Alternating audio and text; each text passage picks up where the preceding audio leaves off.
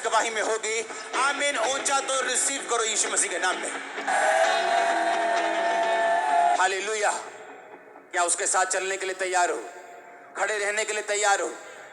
यीशु मसीह में बने रहना, उसमें खड़े रहना।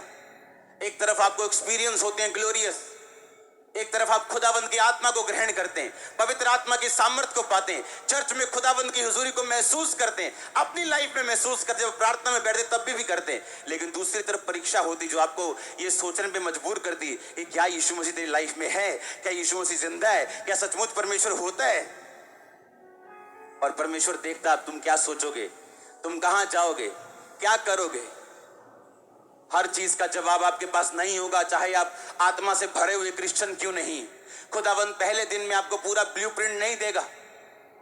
आप बड़ी बिल्डिंग भी बनाएंगे ना, पहले दिन आर्किटेक्ट आपको कभी भी फुल ड्राइंग लॉन्च नहीं करेगा, वो आपको थोड़ी थोड़ी देगा। इस हिस्से की, इस हिस्से की, ये हिस्सा थोड़ी थोड़ी आपको देता जाएगा, आप करते जाएंगे। यीशु मसीह कभी फुल ड्राइंग आपको नहीं देता, वो थोड़ा थोड़ा आपको देता है और थोड़ा थोड़ा दे के आपको परखता है कि आप इस थोड़े के साथ क्या करते। अब आप खड़े रहे कि नहीं? अब खड़े रहे, अच्छा आगे क्या करते? ब्लेसिंग मिली, अब क्या करते? ब्लेसिंग नहीं मिली, अब क्या करते? रोजों का उत्तर आया, आप क्या करते? नहीं आया, अब क्या करते? वो पूरा देखते हैं, चेक करते हैं। उसने कहा तेरी परीक्षा करके मैं जान लूं तेरे दिल में क्या है। मैं तुझे शॉर्टकट में लेके जा सकता हूं। 11 दिन का रास्ता था, 11 दिन का, 40 साल लगे उन्हें। परमेश्वर ने कहा ऐसा ना हो तुम लड़ाई देखो और तुम वापिस मुड़ाओ। मैं आपको गारंटी देता हूं आप में से 40% से भी ज्यादा लोग होंगे, 40%, 40%। अगर आज आपकी प्रेयर रिक्वेस्ट आ जाए, आपकी साल्वेशन खत्म हो जाएगी, आप प्रभु से हट जाओगे। आज मैं सेवा में ना होता, अगर मेरी प्रार्थना का उत्तर दूसरे साल आ चुका होता, मैं भी आपकी तरह बैठा होता और आराम से वचन सुनता और घर जाता और मैच की तैयारी करता, हाँ, देखने की। हालेलुया। ये ड्यूटी इसलिए लगी क्योंकि परमेश्वर ने फोर्सफुली लगाई है। उसने इस तरह से तैयार की है, जो मुझे पसंद नहीं था लेकिन उसको पसंद था और आज मुझे भी पसंद। हालेलुया। आप तैयार हैं चलने के लिए? क्योंकि परीक्षा कोई लेने के लिए तैयार नहीं। क्रिश्चियनिटी का ये वाला हिस्सा कोई लेने के लिए तैयार नहीं। गवाहियां सब चाहते हैं, प्रोफेसी चाहिए, हाँ चाहिए, हीलिंग चाहिए, लेकिन ये नहीं चाहिए।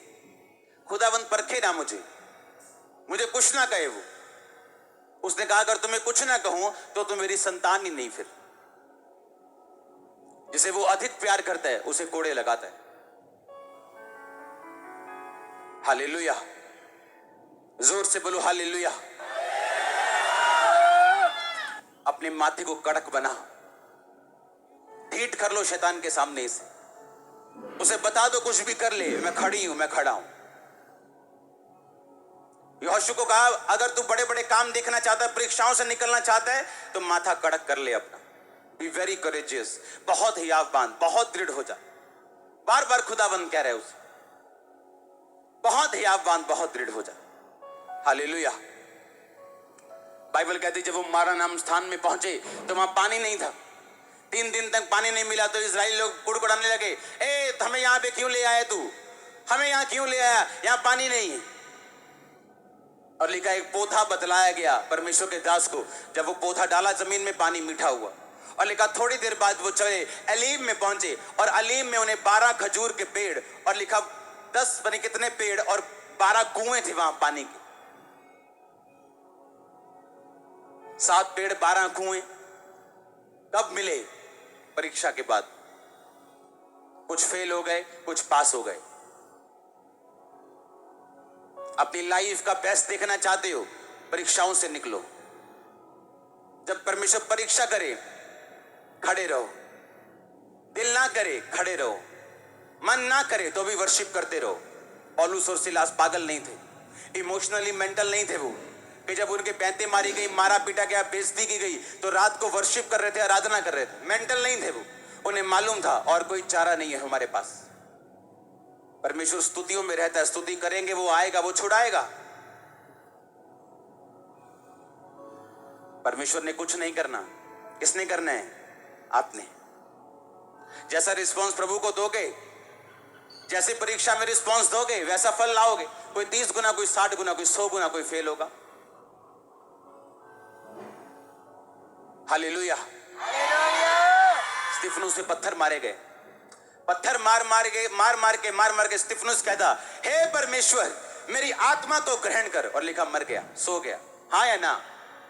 सेम जगह के ऊपर, सेम स्थान के ऊपर पौलुस को लाए गए। पौलुस को लाया, सेम पत्थर मारे और उसे मार दिया, और मरा समझ के नगर के बाहर घसीट के ले गए। आप बेवकूफ नहीं हो कि आप बंदे को घसीट रहे हो और 10 बंदे उसके आसपास खड़े और उनको यह भी ना पता वो मर गया कि नहीं। इसका मतलब उसका सिर खुल चुका था। कुछ ऐसे घाव थे जो पता था कि बंदा डेड है, पर उसने अपने मुंह से नहीं कहा, हे परमेश्वर मेरी आत्मा को ग्रहण कर।